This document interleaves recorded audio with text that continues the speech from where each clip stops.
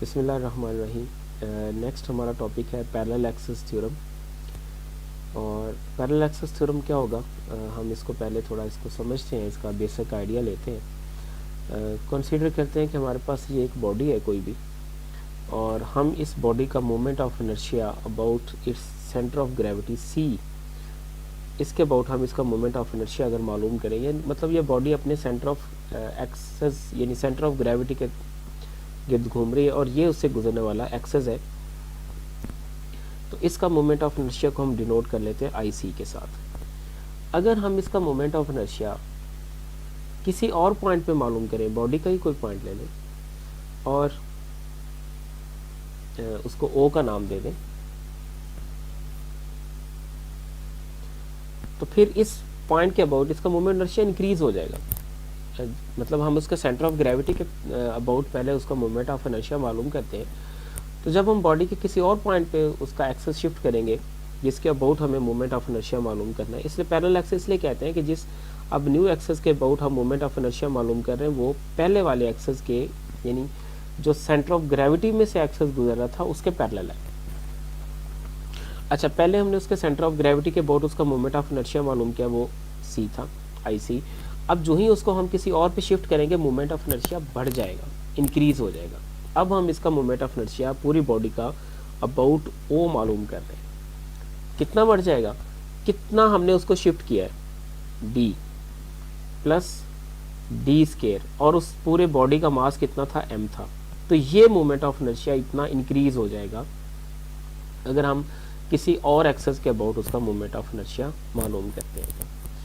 अब इसी चीज़ को हम प्रूफ करेंगे, लेकिन इसका प्रूफ करने से पहले कुछ मैं और चीज़ें इसमें ऐड करना चाहता हूँ समझने के लिए कि हमारे पास एक वेक्टर है, इस तरह से एक ट्राइंगल है, कंसीडर करने एक ट्राइंगल,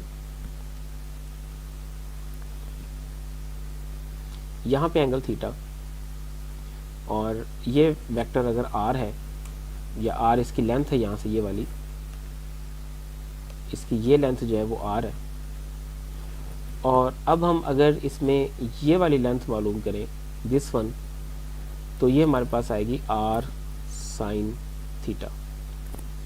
और इसमें अगर हम ऐसा कर लें कि ये हमारे पास वेक्टर आर है और इधर हमको यूनिट वेक्टर ई ले लेते हैं इसके अलॉन्ग ये वाला, तो फिर हम उसको लिख सकते हैं ई क्रॉस आर। हमारे पास ई क्रॉस आर जो है वो आएगा आर साइन थीटा। अगर इसकी मैग्नीट्यूड कर लें तो वो जो उसका यूनिट वेक्टर था साथ वो ख़त्म हो जाएगा, तो क्या बन जाएगा, आर साइन थीटा किसके equal, e cross r mod is equal to r sine theta. तो अब इसमें ये जो लेंथ है आर साइन थीटा जो लिखा था, इसको हम फिर ये भी लिख सकते हैं ई क्रॉस आर मैग्नीट्यूड, ठीक।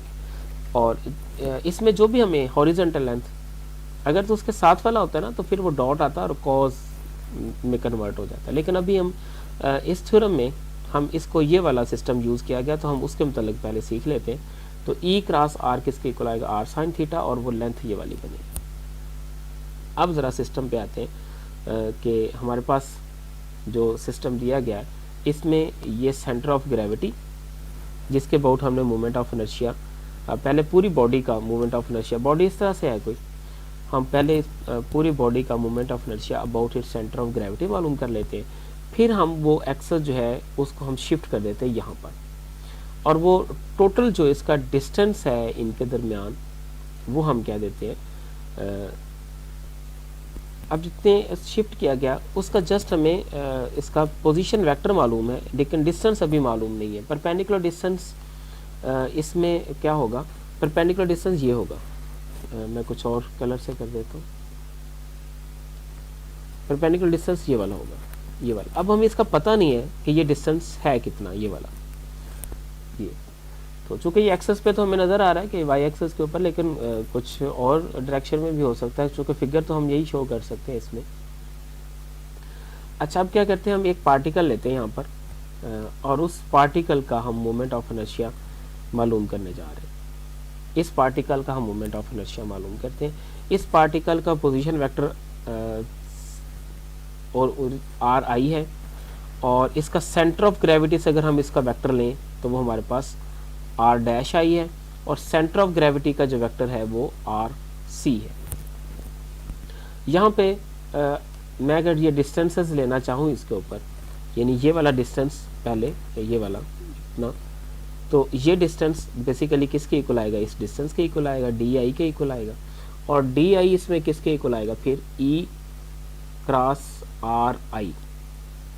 और इसी तरह से अब ये जो डिस्टेंस है नेक्स्ट उससे, यानी ये जो डिस्टेंस है वो बेसिकली इस डिस्टेंस के इक्वल आएगा, d i dash is equal to e cross r i dash और उसकी मैग्नीट्यूड। तो ये फॉर्म बनेगी हमारे पास। ये टोटल जो है इसका इन दोनों के ये डिस्टेंसेस आएंगे, और आर सी फिर इसमें किसके इक्वल आएगा, वो परपेंडिकुलर डिस्टेंस, वो भी परपेंडिकुलर डिस्टेंस आएगा। आर सी जो हमारे पास है,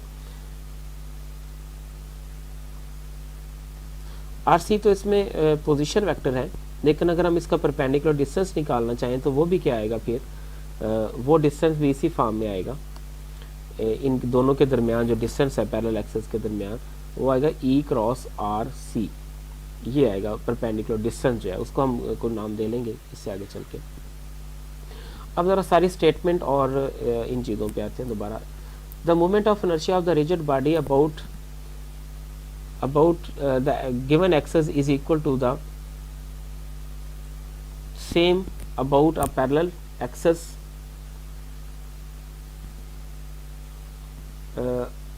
through the centroid plus the moment of inertia due to the total mass placed at the centroid। यानी ये वाला जो है ये आएगा हमारे पास मोमेंट ऑफ इनर्शिया। ये समझें कि हमारे पास यहाँ पे सेंटर ऑफ ग्रेविटी के ऊपर पूरे सिस्टम का मास जो है ना वो यहाँ पर मौजूद है एक पार्टिकल के अंदर, और वो पार्टिकल कितने डिस्टेंस पे है, डी डिस्टेंस पर है, और उस पार्टिकल का मास, टोटल मास चूंकि एम है, पूरी बॉडी का मास सेंटर ऑफ ग्रेविटी पे एक्ट करेगा ना। तो इस एक्सेस के अबाउट इस पार्टिकल का मोमेंट ऑफ इनर्शिया क्या आ जाएगा, एम डी स्क्वायर, ये वाला बना। तो ये फॉर्म सारी दी। अब हम इसकी जरा प्रूफ पे चलते हैं। By the definition I denotes as the moment of inertia about the given axis is D I and M I. Total जो हमारे पास D I moment of inertia होगा, हम इसके अबाउट जो मोमेंट ऑफ इनर्शिया लेंगे इसका, वो हमारे पास क्या आएगा, डी आई और एम, डी आई स्क्वायर और एम आई। अब डी आई स्क्वायर किसके इक्वल है, डी आई अभी हमने देखा कि अभी यहाँ पर डी आई जो है वो ये फॉर्म पड़ा, डी आई की वैल्यू वहाँ पुट कर दी, और उसके बाद फिर let r c denote the position vector of this centroid. ये आर सी जो है वो पोजीशन वेक्टर है सेंट्राइड का, ये रहा position vector of the centroid,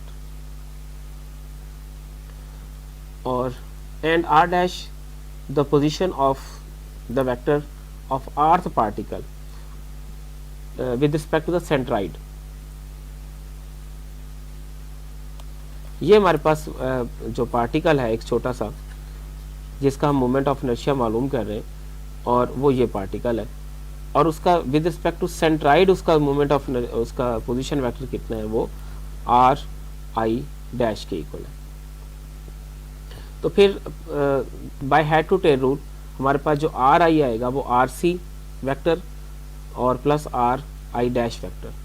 तो इसका फिर जब मोमेंट ऑफ इनर्शिया मालूम करेंगे हम, तो वो किसके इक्वल आएगा, moment of inertia of the E cross, यानी जो डिस्टेंस है हमने जब भी लेना है परपेंडिकुलर डिस्टेंस, तो वो ई के साथ हमने क्रॉस लेना है, पहले भी इसकी बात हो चुकी। तो इनको मल्टीप्लाई किया, ये दो फैक्टर बन गए इसमें अलग से।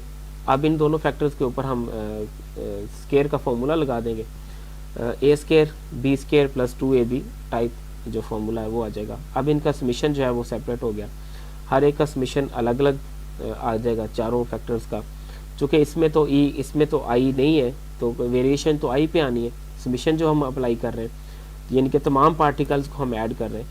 तो जो पहला फैक्टर था इसमें ई क्रॉस आर सी, ये रहा, वो हमारे पास आ गया डी सी स्क्वेयर, और उसके बाद ई क्रॉस आर आई जो है वो डी आई स्क्वेयर के इक्वल आ गया। ये फैक्टर वैसे ही उससे बाहर पड़ा हुआ है। और यहाँ पे आ गया एम आई और ई क्रॉस आर आई। तो ये हमारे पास ई इसमें वैसे बाहर आ गया और m i cross r i ये एक अलग से फैक्टर आ गया। तो ये जो हमारे पास ई आई और एम आई है, इसका जो मोमेंट ऑफ इनर्शिया है जो ये इक्वल टू 0 आएगा। तो ये हम पहले भी इससे डिस्कस कर चुके हैं कि इसका जो मोमेंट ऑफ इनर्शिया है वो 0 के इक्वल आएगा। और यानी जो प्रोडक्ट वाली फार्म थी उसमें हमने इसका मोमेंट ऑफ इनर्शिया देखा था। तो अब यहाँ पर ये जो फार्म बनी है ये वाली, ये आ गया m i d c square, तो डी सी स्क्वेयर आ गया और एम जब समीशन करेंगे आई के ऊपर वेरिएशन है तो टोटल मास उसका एम जो उस पूरे सिस्टम का मास है वो आ जाएगा, और एम डी आई स्क्वेयर उसका moment of inertia of the centroid यानी सेंटर ऑफ मास, और फिर moment of inertia of the system about the centre of mass, जो हमारे पास एक्सेस है इसके अबाउट सेंटर का मोमेंट ऑफ इनर्शिया, और जो आई डैश है उसका मतलब है कि सेंटर के अबाउट मोमेंट ऑफ इनर्शिया मालूम करेंगे वो आएगा। और यहाँ पे इसको ये डिस्क्रिप्शन इस तरह से दे दी गई।